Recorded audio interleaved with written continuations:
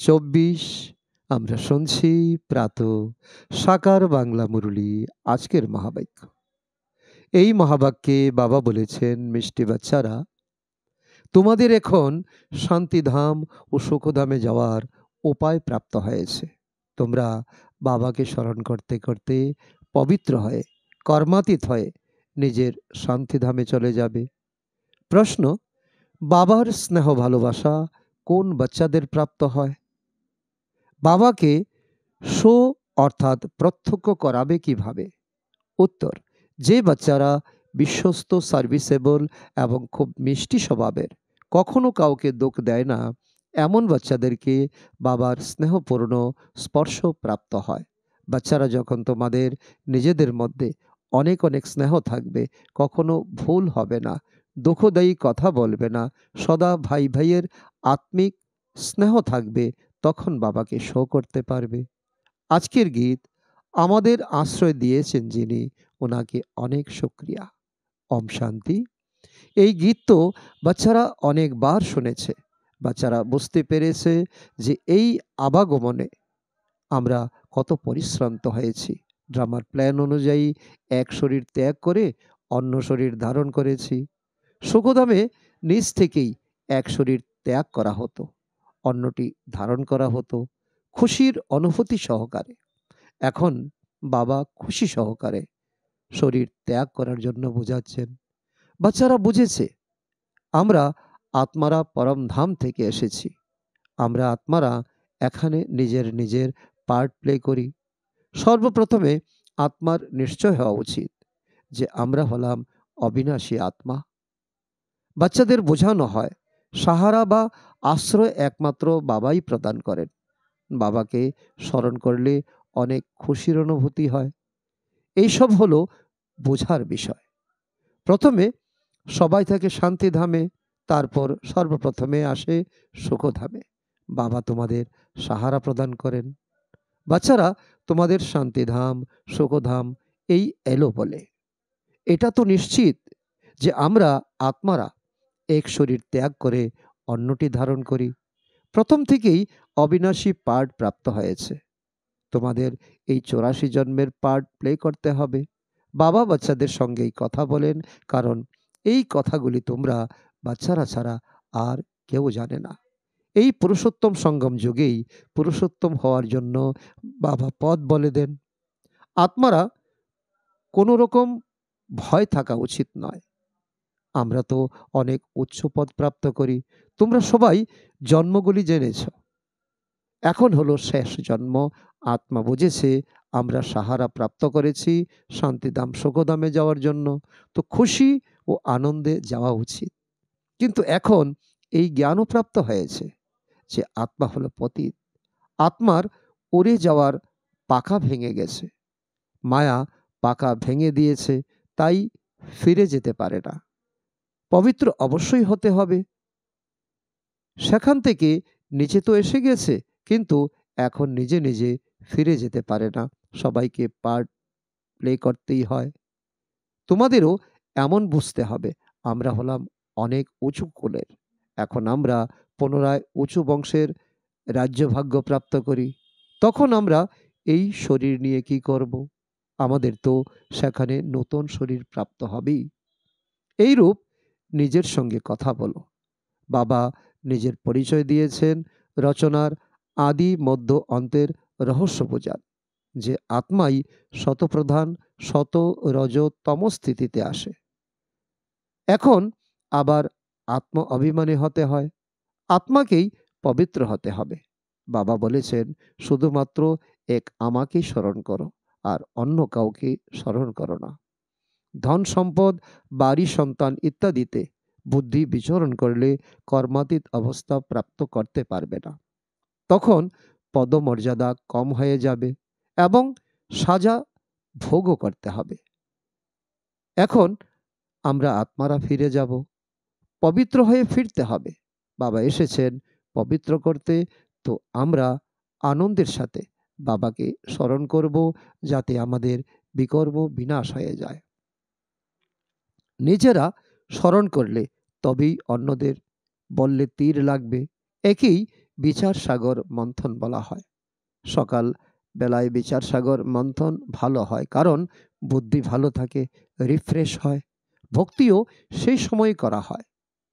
গীত আছে, রাম নাম স্মরণ করো প্রভাতে আমার মন। ভক্তি মার্গে তো গান গাওয়া হতো। এখন বাবার ডাইরেকশন হলো, সকাল সকালে উঠে আমাকে স্মরণ করো। শতযুগে তো রাম নাম স্মরণ করা হয় না। এসব ড্রামাতে নির্ধারিত হয়ে আছে বাবা এসে জ্ঞান ও ভক্তির রহস্য বোঝান। প্রথমে তোমরা জানতে না, তাই পাথর বুদ্ধি বলা হয়। শতযুগে এমন কথা বলবে না। এই সময়ই বলা হয়, ঈশ্বর তোমাদের সদ্বুদ্ধি দিন। এখানকার গায়ন ভক্তি মার্গে প্রচলিত হয়। তো বাবা বাচ্চাদের খুব স্নেহ সহকারে বোঝান যে, বাচ্চারা, তোমরা আমাকে, অসীম জগতের পিতাকে ভুলে গেছ। আমি তোমাদের অর্ধকল্পের জন্য অসীম অবিনাশী উত্তরাধিকার, অর্থাৎ স্বর্গের অধিকার দিয়েছিলাম। তোমাদের অসীমের সন্ন্যাস আমি করিয়েছিলাম। আমি বলেছিলাম যে এই সম্পূর্ণ পুরনো দুনিয়াকে কবরস্থান পরিণত হবে, যা শেষ হয়ে যাবে। তোমরা সেসব কেন স্মরণ করো?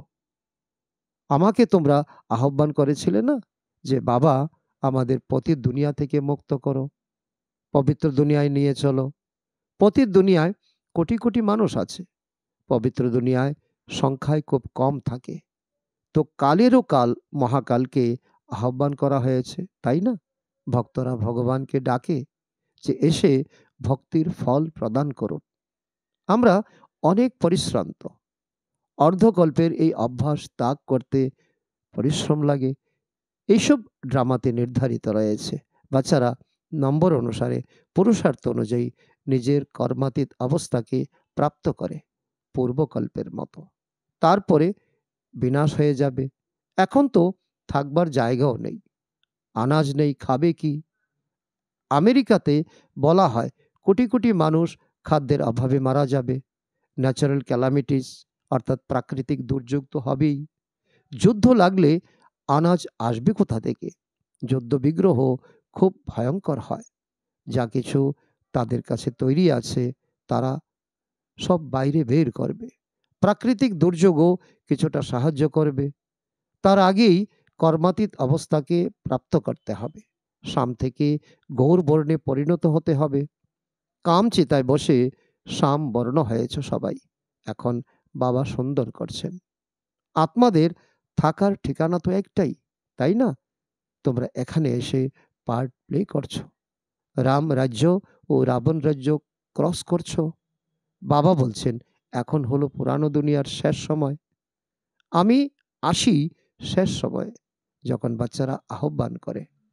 এই কলিযুগের অন্তিম সময়ে আমি আসি। পুরানো দুনিয়ার বিনাশ অবশ্যই হবে।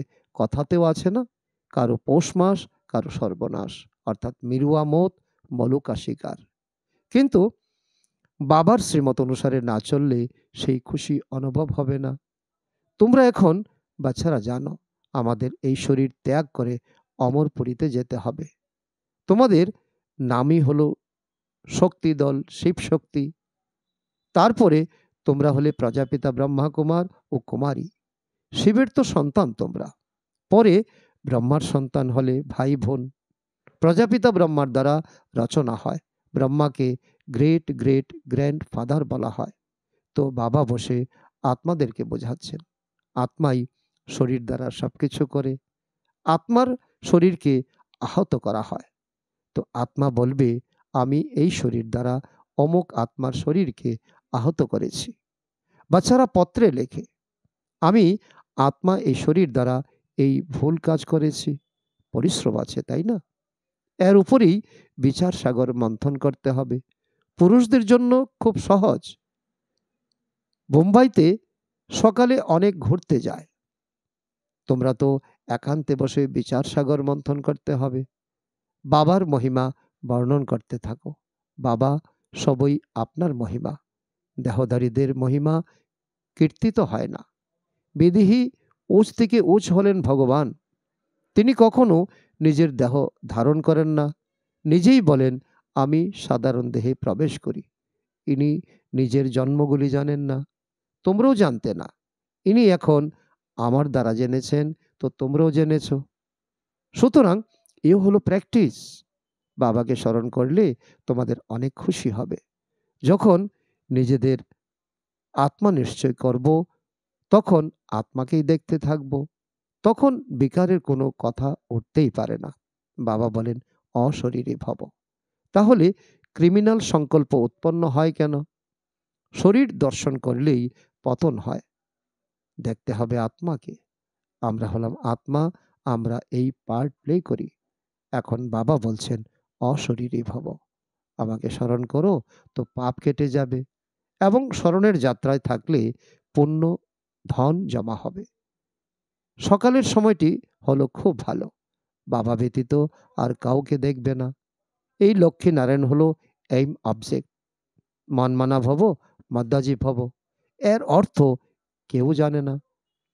তোমরা বোঝাতে পারো, ভক্তি হলোই প্রবৃত্তি মার্গের মানুষদের জন্য। তারা নিবৃত্তি মার্গের মানুষেরা জঙ্গলে কি আর ভক্তি করবে? পূর্বে তো তারাও শতপ্রধান ছিল। সেই সময় তাদের কাছে সবকিছু জঙ্গলে পৌঁছে যেত। এখন তো দেখো, কুটিরগুলি খালি পড়ে আছে। কারণ তমপ্রধান হওয়ার দরুন তাদের কাছে আর কিছুই পৌঁছায় না। ভক্তদের শ্রদ্ধা নেই, ভাবনা নেই, তাই এখন ব্যবসা ইত্যাদিতে ব্যস্ত হয়েছে। কোটি কোটিপতি, পদমপতি, এখন এই সবই তো শেষ হবে। এমন তো নয় এই সোনা দিয়ে কোনো বাড়ি ইত্যাদি তৈরি হবে।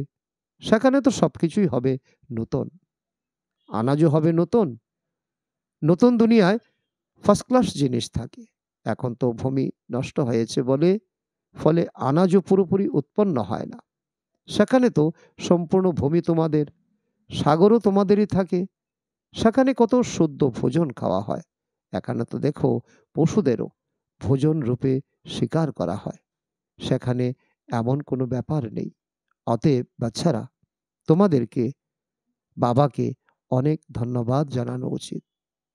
তোমরা বাবাকে জানো, আর তারপরে অন্যদেরকে বলো যে বাবা বলছেন আমি সাধারণ বৃদ্ধ দেহে ওনার অর্থাৎ ব্রহ্মা বাবার বানপ্রস্থ অবস্থায় প্রবেশ করি। বানপ্রস্থ অবস্থাতেই ফিরে যেতে হবে। এইটি হলো নিয়ম। ভক্তি মার্গেও এই নিয়মই চলছে। এই সবই হলো ধারণ করার কথা। কেউ তো ভালোভাবে নোট করে ধারণ করে অন্যদের বলে দেয়। শুনতে খুবই আনন্দ অনুভূত হয়।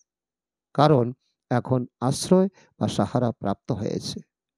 তোমরা জানো, প্রতিটি আত্মা ভ্রুকুটি আসনে বিরাজিত।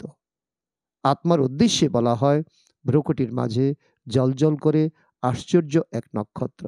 এমন তো বলা হয় না পরমপিতা পরমাত্মা শিব জ্বলজ্বল করে, কিন্তু আত্মা জ্বলজ্বল করে। সেই আত্মাকে অনুভব করা। আত্মা আত্মা হলো ভাই ভাই। তাই বলা হয় হিন্দুস্তানি, পাকিস্তানি, বৌদ্ধ সবাই হলো ভাই ভাই। কিন্তু ভাই কথাটির অর্থ বোঝে না। তোমাদের নিজেদের মধ্যে কতখানি স্নেহ থাকা উচিত। শতযুগে পশুদের নিজেদের মধ্যে অনেক স্নেহ থাকে। তোমরা হলে ভাই ভাই, তো কতখানি স্নেহ থাকা উচিত। কিন্তু দেহ অভিমানে এলে একে অপরের প্রতি বিরক্ত হয়ে যায়। তারপর একে অপরের গ্লানি করে। এই সময় তো বাচ্চারা তোমাদের নিজেদের মধ্যে ক্ষীরখণ্ড হয়ে চলতে হবে। এই সময় যে তোমরা এইরূপ পুরুষার্থ করো, ফলে 21 জন্ম ক্ষীরখণ্ড হয়ে চলো। যদি কোনো উল্টো কথা মুখ দিয়ে বেরিয়ে যায়, তো অবিলম্বে বলা উচিত আই এম সরি। কারণ আমাদের বাবার আদেশ আছে যে খুব মিষ্টি হয়ে থাকতে হবে। যারা আদেশ মানবে না তাদের বলা হয় ঈশ্বরের অবজ্ঞাকারী। কখনো কাউকে দুঃখ দেবে না। বাকি বাবা জানেন, যদি সৈনিকের সার্ভিস হয় তাহলে সত্য কর্ম করতে কাউকে মারতেও হয়। মিলিটারিতে যারা থাকে তাদের যুদ্ধ করতে হয়। শুধুমাত্র নিজেকে আত্মা ভেবে মামেকম স্মরণ করো, তো ভবসাগর পার হয়ে যাবে। এই পুরানো দুনিয়াতে কি আর দেখবে? আমাদের তো নতুন দুনিয়া দেখতে হবে। এখন তো শ্রীমতের দ্বারা নতুন দুনিয়া স্থাপন হচ্ছে। এর জন্য আশীর্বাদের কোনো কথা নেই। টিচার কখনো আশীর্বাদ করেন না, টিচার তো পড়ান। যে যত পড়ে ম্যানার্স ধারণ করে তেমন পদ প্রাপ্ত করে। এতেও এমন আছে, এটাও ঈশ্বরীয় বিশ্ববিদ্যালয়। ঈশ্বর পড়াচ্ছেন আমাদের, আত্মাদের পড়াচ্ছেন। নিজের রেজিস্টার নিজেকেই দেখতে হবে যে আমরা কিভাবে চলি। কেউ তো খুব মিষ্টি হয়ে চলে, সব কথায় রাজি থাকে। বাবা বলেছেন, তোমরা নিজেদের মধ্যে কাছারি করে পরামর্শ করো যে কোনো ভুল তো হয়নি। কিন্তু যারা কাছারি করবে তাদের বুঝতে হবে আমরা আত্মা, আমরা নিজের ভাইকে জিজ্ঞাসা করি, এই শরীর দ্বারা কোনো ভুল হয়নি তো? কাউকে দুঃখ দাওনি তো? বাবা কখনো দুঃখ দেন না। বাবা তো সুখধামের মালিক করেন। বাবা তো হলেন দুঃখহর্তা, সুখকর্তা। অতএব তোমাদেরও সবাইকে সুখ দিতে হবে, উল্টো কথা কখনো বলবে না। কখনো আইন নিজের হাতে নেবে না। তোমাদের কাজ হলো রিপোর্ট করা। খুব মধুর হতে হবে। যত মধুর হবে তত বাবাকে প্রত্যক্ষ করবে। বাবা হলেন স্নেহের সাগর। তোমরাও স্নেহ ভাব দিয়ে বোঝাবে, তবে তোমাদের বিজয় হবে। বাবা বলেন, আমার প্রিয় বাচ্চারা, কখনো কাউকে দুঃখ দেবে না। এমন অনেকে আছে যারা উল্টো পাল্টা ভুল কাজ করে, এর কথা ওকে লাগায়, ঈর্ষা করে, অন্যদের প্রতি প্রতিযোগিতা করে। এসবই হলো বিকর্ম, তাই না? বাবা বলেন, যারা খুব বিশ্বস্ত, সার্ভিসেবল বাচ্চা হবে, তাদেরকে অবশ্যই আমার মিষ্টি লাগবে। আমি তাদের স্নেহস্পর্শও দেব, অন্যদের নয়।